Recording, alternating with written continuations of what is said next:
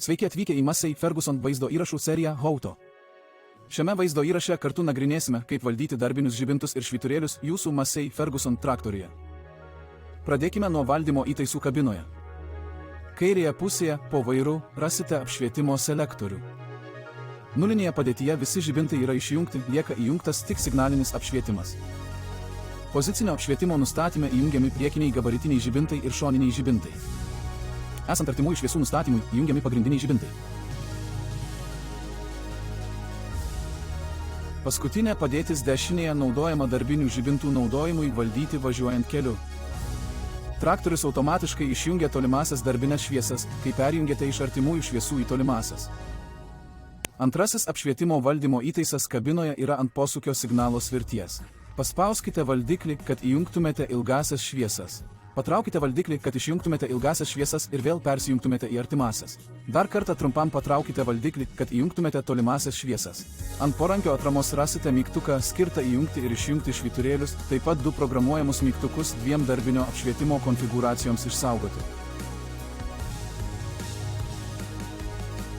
Dabar pereikime prie darbinių šviesų valdymo meniu Datatronic 5 ekrane.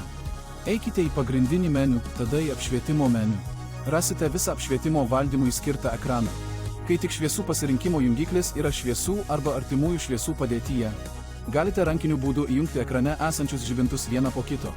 Kad sutaupytumėte laiko, galite išsaugoti dvi darbo konfigūracijas, susietas su mygtukais ant porankio. Norėdami tai padaryti, pirmiausia paspauskite mygtuką ant porankio, kurį norite konfigūruoti. Tada įjunkite šviesas, kurias norite naudoti šioje konfigūracijoje. Dar kartą paspaudę mygtuką, šviesas išjungsite. Paspauskite mygtuką dar kartą ir žibintai vėl įsijungs. Bet kokie pakeitimai atlikti įjungus mygtuką bus automatiškai išsaugoti. Toliau galite sukonfigūruoti automatinę funkciją, kuri įjungs aukštus ir arba žemus darbinius žibintus, kai įjungsite atbulinę eigą. Spustelėkite šiuos mygtukus.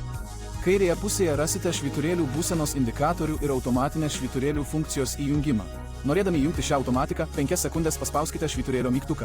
Aktyvavus automatinio švyturėlio indikacija taps žalia, išvažiuokite į kelią, o švyturėliai automatiškai įsijungs, kai traktorius viršys 30 km/h greitį.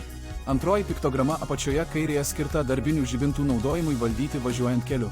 Kai naudojate artimųjų šviesų žibintus, lemputė bus žalia, o perjungus į tolimasias šviesas mėlyna. Taip pat matysite, kaip šviesos įsijungia ir išsijungia bendrame traktoriaus vaizde.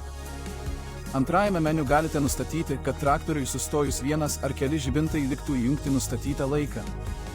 Tai leidžia, pavyzdžiui, palikti tamsią pašiūrę vidury nakties po traktoriaus pastatymo. Ekrane pasirinkite norimus žibintus. Tada nustatykite numatomą laikymo trukmę sekundėmis.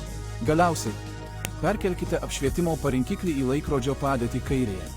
Traktoriui sustojus pasirinktos šviesos automatiškai įsijungs nustatytam laikymo laikui. Dabar turite visus pagrindinius duomenis reikalingus traktoriaus apšvietimui naudoti. Dabar jūsų eilė išbandyti.